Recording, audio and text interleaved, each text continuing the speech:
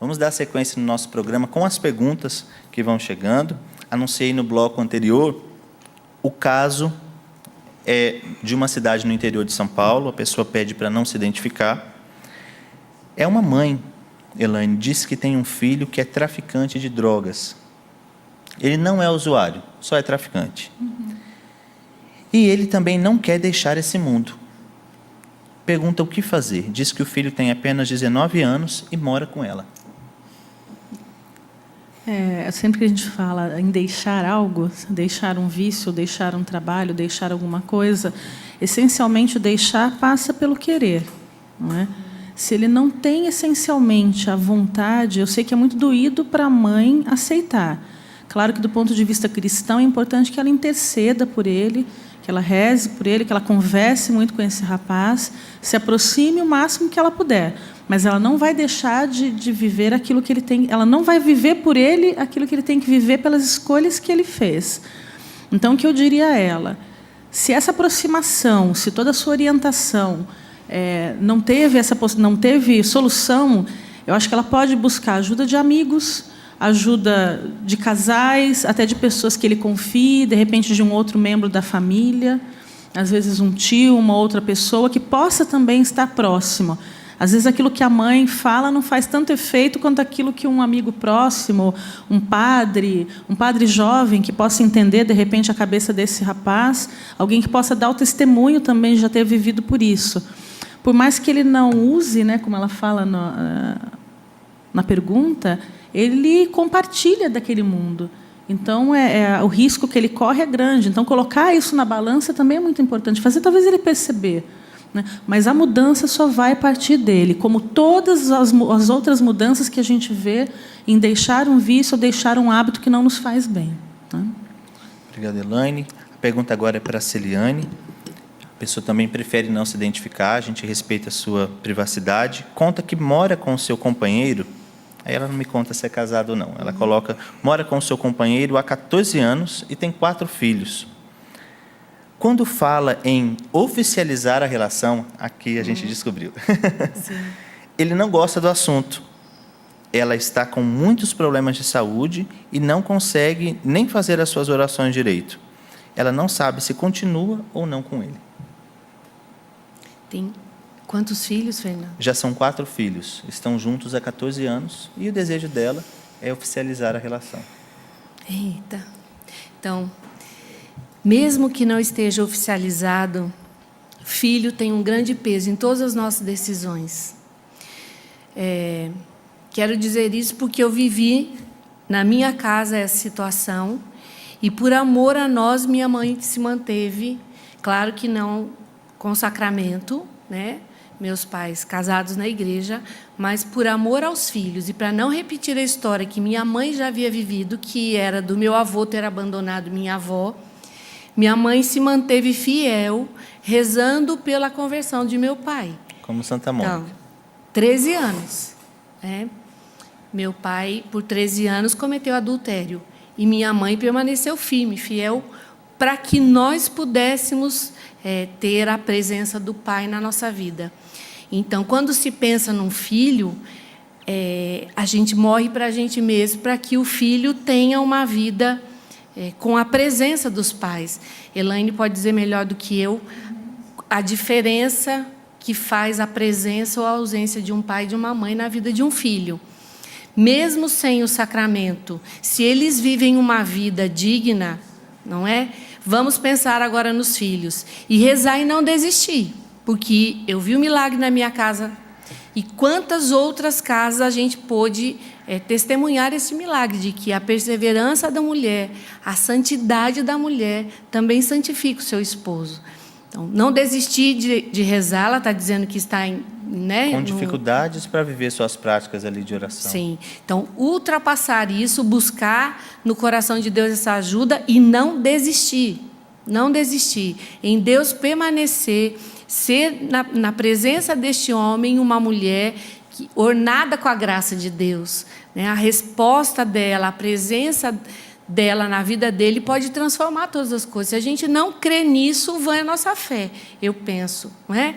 de que nós precisamos ultrapassar os nossos limites. Claro, também a gente sabe que cada um é capaz de suportar de uma forma a mesma medida, não é, Elaine? Sim. Eu posso suportar um pouquinho mais, Fernando talvez um pouco mais, o outro um pouquinho menos.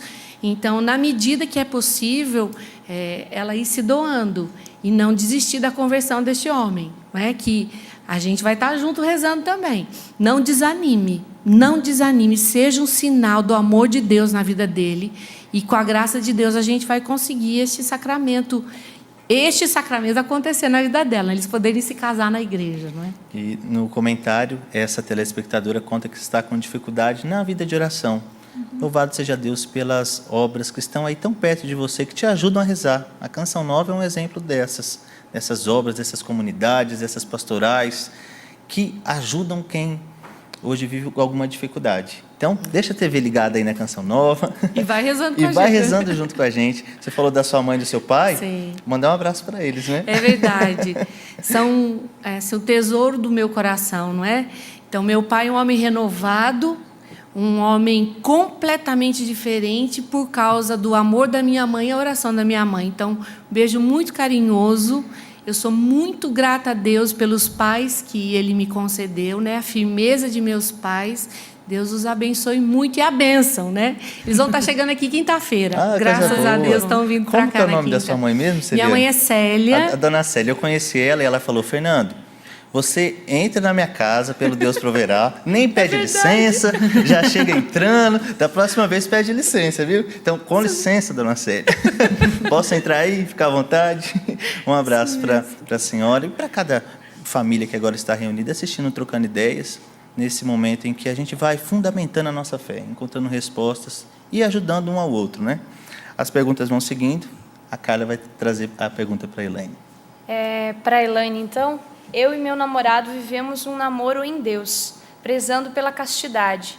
Estamos nos preparando para iniciar o caminho de noivado e preparação para o casamento. Gostaria de saber quais conselhos você pode nos dar para vivermos bem esse tempo de preparo, para ter uma base forte para o nosso casamento. Ok. É importante que eles já tenham essa vida na fé, compreendem o que eles querem, têm certeza de que Deus é a resposta e o respaldo nesse namoro. Sempre é muito importante ter o diálogo daquilo que eles estão vivendo, daquilo que eles pensam para um futuro, dos desejos que eles têm como homem e mulher. A gente sempre fala que é tão importante pessoas que compartilhem dos mesmos desejos, com relação a filhos, futuro, família, trabalho. Viver o namoro bem, se eles vivem bem, eles já devem estar fazendo isso no dia a dia. Pelo que ela descreve, parece que isso é muito tranquilo na vida deles, não é? Ter pessoas de apoio sempre é algo muito importante. Pessoas em que, nos momentos de crise, vocês possam encontrar um respaldo. Eu lembro do Ricardo dizendo, né, o casal sempre deve ter um padre companheiro, né? Um padre amigo, um padre que possa orientar. Uma religiosa, um missionário, enfim. Alguém que dê suporte nos momentos de dificuldade, que possam ler. Né? Ler muito sobre o que é a vida de casal. Né? Eu acho que nisso, não só a Canção Nova, mas muitas editoras católicas podem nos ajudar com leituras riquíssimas, para entender, às vezes, por que eu reajo de determinada forma com o meu parceiro, com a minha namorada, com o meu namorado, com o meu marido. Entender na sua história. Né? Pessoas que se conhecem bem, que conhecem as suas dificuldades, vão conseguir também viver a dois. A maioria dos casais hoje tem problemas naquilo que é o entendimento do que é meu, do que é a minha história, das dificuldades que eu tive e das dificuldades que o meu marido, que o meu namorado teve. O que não justifica, não é? A gente também tem que cuidar, porque muitas vezes a gente vai se respaldando na nossa história para dizer que o meu casamento, o meu namoro não deu certo porque eu vivi uma traição ou, enfim, uma outra situação. Então, pense nisso, procure leituras e todas essas ajudas que eu acho que vocês têm tudo aí para seguir bem e dar certo. Obrigado, Elaine. Olha, a Elaine comentou sobre literaturas que a editora Canção Nova tem para esse tipo de assunto de relacionamento, mas a Canção Nova também oferece uma série de pregações, de palestras sobre determinados assuntos, entre eles relacionamento conjugal, desde o namoro, depois da fase dos filhos. Então, você pode ligar aqui para a Canção Nova e falar: olha, eu preciso de uma palestra que fale sobre... E você dá o assunto. A nossa sugestão é essa coletânea que a Canção Nova lança agora recentemente, uma coletânea com uma série de palestras com o tema Namorar Certo, Dá Certo. Olha a foto. Primeiro a foto deles como casados, né, de um casal, e depois a foto já da fase dos vovôs. Então, são uma série de palestras, é uma coletânea com DVD duplo, ou seja, 2 DVDs, com 6 pregações, entre eles, professor Felipe Aquino, Ricardo Sá, apresentador desse programa, e sua esposa Eliana Sá, Monsenhor Jonas Abib, também outras com o professor Felipe, Monsenhor Jonas e Ricardo Sá também. 2 pregações de cada um. E a sugestão da canção nova para você alimentar a sua fé aí também com pregações, viu? Fica a dica para você. Nosso telefone, o mesmo que você faz as perguntas, você adquire produtos como esse. 12 3186 2600. Dando sequência, próxima pergunta para a Celiane. Antes de fazer a pergunta, Fernando, eu quero agradecer a participação aqui da Fabiane Negro, também da Elaine Marcolino e da Luciane Fitcal. Ela é do Japão e está nos acompanhando. Coisa boa. Disse que é sócia da Canção Nova há 2 anos já e nos acompanha, e que nós ajudamos muito ela na evangelização e na vida dela do dia a dia. Eu vou fazer as perguntas agora, vou fazer 2 perguntas para a Celiane. Dobradinha. Primeira, da Gláucia, mandou pelo Twitter. Por que é pecado usar anticoncepcionais depois de casados? Não dá no mesmo que tabelinha? Se preserva do mesmo jeito? E a segunda, se um dos cônjuges cometeu adultério e decidiu pela separação para viver com outra pessoa, o outro cônjuge pode pedir a anulação do casamento? Vamos lá, então. Anticoncepcional, primeirinha, né? Então, não é a mesma coisa. A igreja aceita aquilo que é natural. Então, eu fiz tabelinha, tá? Quando nós nos casamos, Mazinho e eu, 25 anos atrás, não tinha ninguém que nos ensinasse na nossa cidade sobre o método Billings. Então, eu procurei uma amiga farmacêutica que me deu algumas dicas sobre o uso da tabelinha ainda prolongado. Aí meu marido gosta de dizer o seguinte: se Billings é para guerreiro, tabelinha prolongada é para gibor. Porque exige do casal um comprometimento. E essa é a beleza. É o autodomínio, é o conhecer-se, é o respeitar, é o esperar. Então, o método natural, que a igreja diz que é o que nós devemos fazer, é o que faz com que a gente viva para valer aquilo que a gente prometeu no dia do nosso casamento. O amar-te, o respeitar-te todos os dias da minha vida, na saúde, na doença, na alegria, na tristeza, não é? Que a gente passa por várias situações de saúde, inclusive, e o amor, junto com o respeito, é capaz de ultrapassar todas essas medidas. Então, a importância de saber que tabela ou o método Billings nunca será a mesma coisa de anticoncepcional. Primeiro, dessa forma. E segundo, que a gente sabe que o anticoncepcional acaba sendo abortivo. Então, o método Billings e o método de tabela nunca vai provocar um aborto. Nunca vai levar a esposa a abortar um bebê. Não é? Então, ele te ajuda a espaçar os filhos com responsabilidade, até o que nós ouvimos muito a igreja dizer, a paternidade e a maternidade responsável. Então, nós vamos juntos conversar sobre o assunto, juntos nós vamos nos conhecer, e o marido vai colaborar para que a esposa também seja fiel nos dias que não, por algum motivo, querem espaçar os filhos, não vão ter a relação sexual. Do contrário, se querem os filhos, então, naqueles dias férteis, terão a relação. Primeira pergunta. Respondida? Ótimo. Para a segunda agora. Repita a segunda, por favor. Repito, claro. Se um dos cônjuges cometeu adultério e decidiu pela separação para viver com outra pessoa, o outro cônjuge pode pedir a anulação do casamento? Tá. Então, o adultério, fala o catecismo da igreja, que é uma injustiça contra o sacramento. Só que, como eu usei o exemplo dos meus pais, eu quero dizer, o adultério não é motivo para que o casamento seja considerado nulo. Eu não tenho aqui condições de dizer, não sou especialista nisso, não faço parte do tribunal eclesiástico, então eu não sei dizer para você as condições que levam um casamento ser considerado pela igreja nulo. Ou seja, ele não aconteceu. Não existiu. Não A existiu o igreja casamento. não anula sacramento.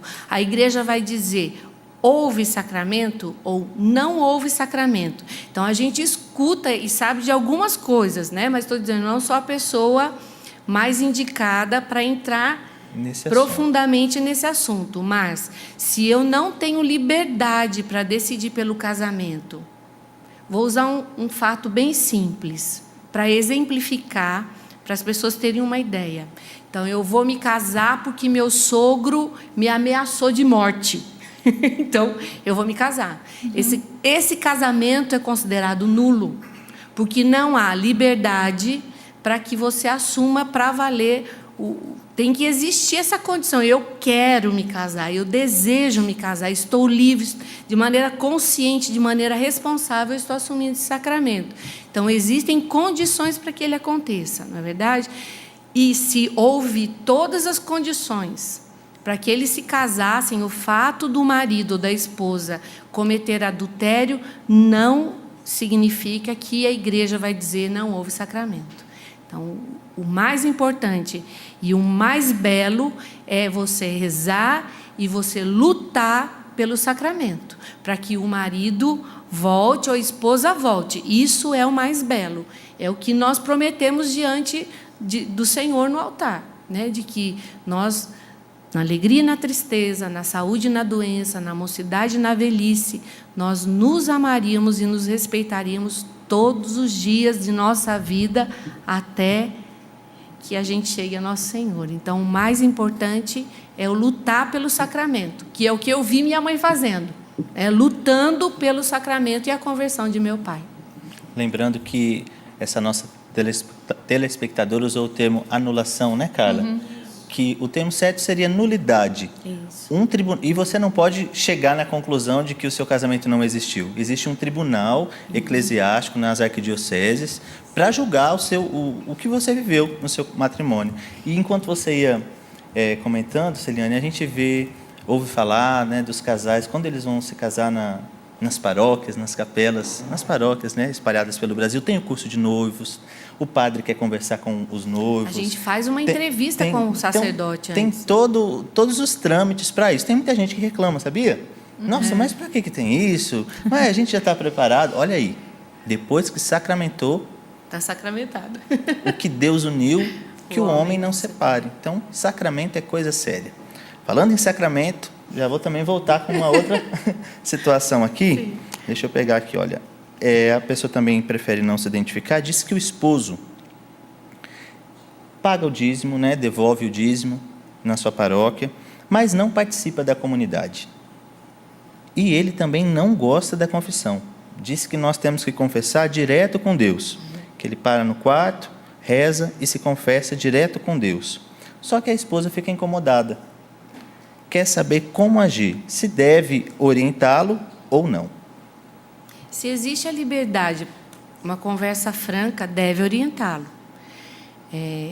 Eu acho o homem mais difícil, né? Para admitir que ele precisa se humilhar e dizer dos erros. Então, a maior desculpa que a gente sempre escuta, mas o padre é um homem tanto quanto eu. Realmente, por isso o padre também se confessa. Não é verdade? Não só a gente, mas o padre também. Mas já que a gente está falando já que a gente está falando de sacramento, o padre é um homem que recebeu o sacramento da ordem e que é persona Christi, né? Age em nome de Cristo. Isso mesmo. Então, se ela tem essa liberdade de estar orientando, gente, a palavrinha mágica e o segredo é sempre pelo positivo, né, Elaine? É verdade. Sempre pelo positivo. Nós precisamos aprender a fazer as correções e a nossa conversa precisa sempre ser pelo positivo, sempre com misericórdia, sempre com amor, respeitando o limite da pessoa. Então, devagarinho a gente vai dizendo, passa um tempinho a gente vai dizendo de novo, com jeito.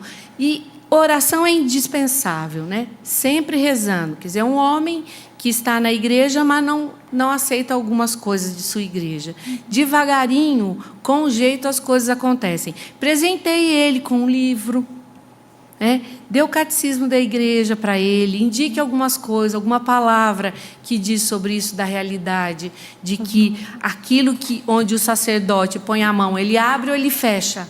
Isso é palavra de nosso Senhor. Você pode ligar ou desligar as coisas da terra ao céu. Então, com amor, com misericórdia, com caridade, a gente chega no coração do homem. Obrigado, Celiane. A gente vai dar sequência aqui nas nossas perguntas. Estamos chegando quase no final do bloco, mas dá tempo de atender a essa sócia da Canção Nova, sócia pelo boleto bancário. Prefiro não identificá-lo também, na verdade é um sócio. Ele disse que parou de beber, doutora. Está com dificuldade de conseguir um novo emprego, está desempregado. Mas ele se sente desanimado, sem amizades, está buscando a Deus, mas muito desanimado. Pede ajuda e aconselhamento. Ok. Sempre depois de um período de abstinência, seja de álcool, qualquer tipo de droga química, pode acontecer que a pessoa venha passar por um momento de depressão. E isso é importante que, de alguma forma, seja acompanhado por um profissional especializado, primeiro, para ele entender os efeitos desse tempo sem a bebida e o que você está vivendo, às vezes desses sentimentos, e é onde você tem que cuidar muito para que não haja aí uma recaída, né? A questão do emprego é essencial, principalmente quando a gente fala de um homem, né? O homem, quando não está empregado, perde muitas vezes até o sentido da própria vida. É uma desonra, né? É uma desonra. É cultural isso na nossa sociedade, tanto que hoje a gente vê muitos casais até onde a mulher está trabalhando e o homem cuidando dos filhos. E essa mudança de valor dentro da família é algo que, no momento, é muito bacana, mas chega um momento que o homem se questiona. Então, se você conseguir alguma atividade, mesmo que seja esporádica, mesmo não seja um trabalho com carteira registrada, que você se apoie também nas pessoas que possam estar contigo nesse momento, que não perca a esperança de colocar o teu currículo, de divulgar, de ir atrás. Eu não sei a área em que você trabalha, mas, com certeza, o teu esforço vai ser identificado, né? E até de, nesse tempo, conseguir perceber aquilo que você pode fazer também, né? Pode não ser um trabalho oficial, como eu disse, né? Pode não ser um trabalho de carteira assinada, mas, às vezes, um simples bico, como a gente fala, né? Um trabalho freelance, já ajuda muito a tirar você desse sentido, né? Busque grupos de ajuda, até a tua própria comunidade, se for o caso, e você pode encontrar, eu acho que aí, alguns dos caminhos para te ajudar neste tempo. Obrigado, doutora.